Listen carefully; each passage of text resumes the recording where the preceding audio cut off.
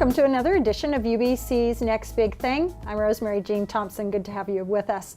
My guest today is Kevin Hanna. He's an Associate Professor of Sustainability here at UBC's Okanagan campus. Welcome. Thank you very much. Glad to have you here. We're going to talk a little bit about the Adaptation Project, which is really about climate change. Yes. So tell me what it is.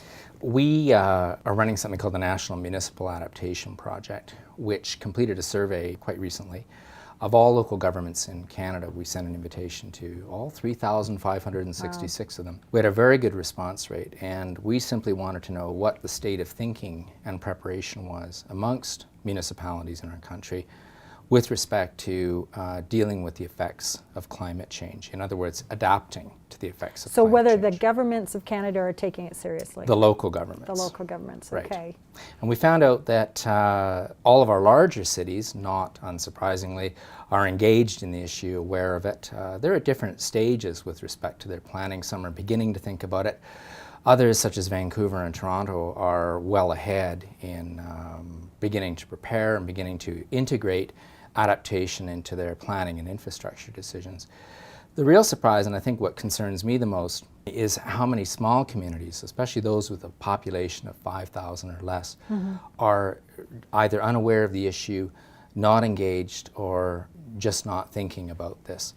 And that's unfortunate because in many respects they are the most vulnerable places in the country too. What would be an example of things that our governments, local governments, need to be aware of in regards to climate change that we're already seeing? I think the most important thing is to understand that things are changing and will continue to change. I'm sometimes asked, well, what does climate change mean for my area, for my community? And I think sometimes the best way of describing it is to say more interesting weather more often. More often. So the 100-year flood may not be the 100-year flood, it might be the 10, 15, or 20-year flood. And that's expensive. Yes. And it's better to prepare, even if you're over-prepared, rather than spending an awful lot of money to clean up frequently after the fact. Now, an example of that is in Calgary, the recent floods. Yes. How often have they been flooded? I think in the last decade, Calgary has experienced two exceptional floods.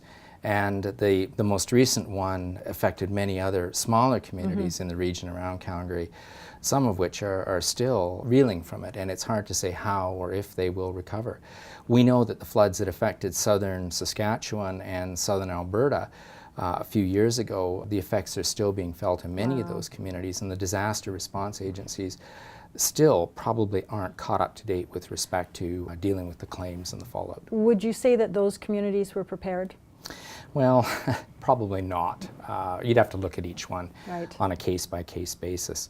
But clearly there's a need, an important need, to think about adaptation and to make the kinds of investments today that will protect us and make our communities, our cities more resilient for these events. Now, the federal government came out with a new 2014 budget. Right, yeah. Good news in regards to adaptation, perhaps? Indirectly, there's an infrastructure program. It's funded at about $53 billion. This will be the first time that we've had a stable, long-term program to support municipal infrastructure that's been provided by the federal level. And until recently, I think we were the only national government in the developed world that didn't have that kind of program in place. What you have to realize is that only $14 billion of that is new money. And it's extended over a 10-year period. $14 billion would cover some of Toronto's infrastructure deficit. And the minister has also said that there would be an emphasis, and he's used this term, major infrastructure projects. What concerns me about that is that those might be targeted to larger cities and larger centres. And we might find that small town Canada and rural Canada is forgotten. So $14 billion is welcome. And I'm not going to say it's not a good thing. It's nice to see that program put into place, but it's a drop in the bucket when you compare it to what we're really facing in terms of replacing, upgrading, and improving our infrastructure, but also adding that extra capacity to deal with the effects of climate change, which are not 10 or 20 years down the road. They're probably with us right now. Wow. If somebody wanted to find out more information about your study and your research, they can go online. You have a website? Absolutely. They can visit us at localadaptation.ca, and local adaptation is all one word. Kevin, thank you for being here. My pleasure. And that wraps it up for this edition of UBC's Next Big Thing. We'll see you next time.